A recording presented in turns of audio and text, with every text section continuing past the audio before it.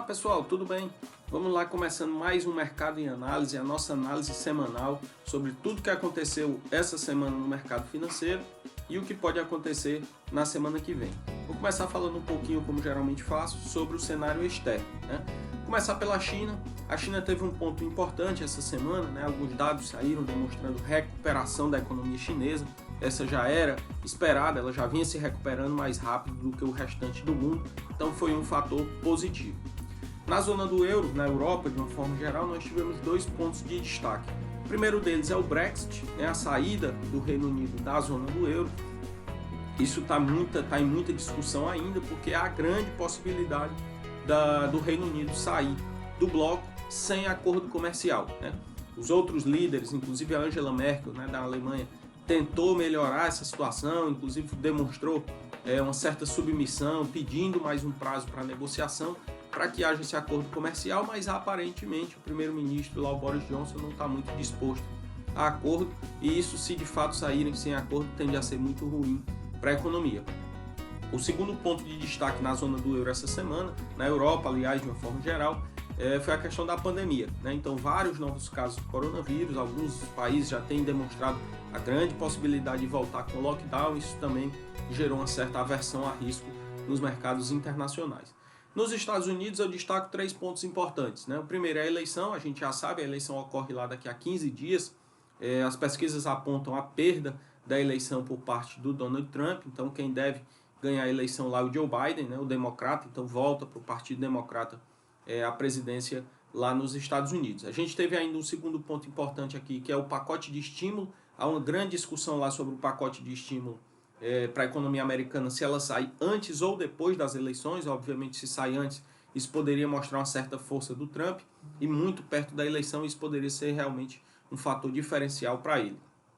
Tivemos ainda nos Estados Unidos, o terceiro ponto de destaque foi o aumento dos pedidos de seguro-desemprego, né? Esse é um dado que sai toda quinta-feira lá. Durante algum período, vários meses seguidos, semanalmente esse número vinha saindo sempre melhor. Essa semana agora veio o pior, então aumentou o número de desempregados lá durante essa semana passada. Falando agora internamente aqui no Brasil, a gente teve uma semana mais calma do ponto de vista político, né? Não tivemos grandes polêmicas, não tivemos grandes discussões. E por outro lado, inclusive aí mais uma vez selando a paz entre o Paulo Guedes e o Rodrigo Maia. Isso foi muito bem visto pelo mercado, inclusive com a sinalização deles da possibilidade de sair as reformas andarem ainda esse ano, né? A gente acha muito pouco provável que isso aconteça. Seria muito otimista acreditar que essas reformas vão sair esse ano, principalmente sendo um ano de eleição aqui também, embora eleição municipal, mas a gente sabe que o Congresso fica todo muito voltado para essa eleição municipal. Não acreditamos que isso saia esse ano, embora seja o discurso do Paulo Guedes. Outros dados importantes aqui que saíram: IBCBR, que é a prévia do PIB divulgada pelo Banco Central, vendas no varejo e produção industrial. Esses 3 números saíram melhores do que o esperado, isso foi muito bom, né? Então, o crescimento da economia lá com o IBCBR, e varejo e indústria andando mais do que o mercado esperava, isso realmente foi muito bom. Um outro ponto de destaque aqui foi o FMI, que lá no começo da pandemia projetou uma queda de 9% do PIB da economia brasileira esse ano. Foi muito criticado, inclusive pela própria equipe econômica, dizendo que estava exagerado, e agora o FMI realmente deu um passo atrás e projeta uma queda do PIB de 5,8%, já um pouco mais perto do que o mercado espera. A maioria dos analistas de mercado esperam algo em torno de menos 5% para o PIB desse ano. Aqui estão falando agora um pouquinho de mercado, né? A gente teve na segunda-feira um feriado, então a semana foi um pouco mais curta. Quando a gente olha aqui para a Bolsa, a gente teve um dia de terça e quarta positivo, quinta e sexta foram 2 dias negativos, com essa aversão maior a risco por parte dos investidores no mundo inteiro, tá? Inclusive houve uma questão da vacina da Johnson & Johnson também, que deu um passo atrás.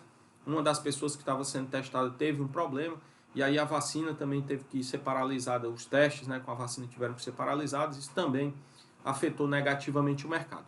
Então, alguns números. A Bolsa essa semana fechou, embora com esses 2 primeiros dias de alta e os 2 segundos dias de queda, mas a gente fechou com uma alta de 0,85. Foi uma semana positiva para a Bolsa, inclusive subindo mais do que o restante do mundo. O dólar fechou a 5,64, ainda também subindo com essa aversão a risco por parte do mundo inteiro, né? Os investidores estão muito receosos com essa questão, principalmente lá na Europa. de pandemia e do Brexit, que eu já comentei, e a questão aqui nos Estados Unidos, se esse pacote de estímulo sai ou não, então ainda está muita incerteza essa semana. Para essa semana a gente tem como agenda, acabei não comentando a parte da renda fixa, né? A gente teve também uma semana ruim aqui, os índices de renda fixa, com exceção do CDI e do IRFM1, o IRFM1 fechou zerado na semana, tá? O CDI fechou um pouquinho positivo, né? Ele ainda subiu essa semana um pouco, mas os outros índices fecharam todos no campo negativo, mas todos com 0,0 um pouquinho, né? Foi uma queda muito pequena, todo mundo ali perto da estabilidade. Para essa semana que vem a gente tem agenda importante. Na China saem os dados do PIB, do varejo e da indústria, são 3 dados importantes que vão sair ao longo dessa semana. Sai o PMI da indústria e dos serviços nos Estados Unidos, na Europa e no Japão. O PMI é um índice que mede a temperatura, né, o sentimento do mercado em relação à retomada da economia. E como principal destaque da semana sai o livro bege, que é um relatório completo sobre um panorama da economia americana. O mercado também espera bastante isso e debruça muito sobre isso para ver como está caminhando a economia por lá. Tá bom, pessoal? Então a agenda aqui no Brasil é um pouco mais fraca, a gente tem alguns índices de inflação, mas nada tão relevante. Tá bom? A gente espera que a próxima semana seja mais positiva e seja melhor para os mercados do que foi essa. Um forte abraço e até a semana que vem.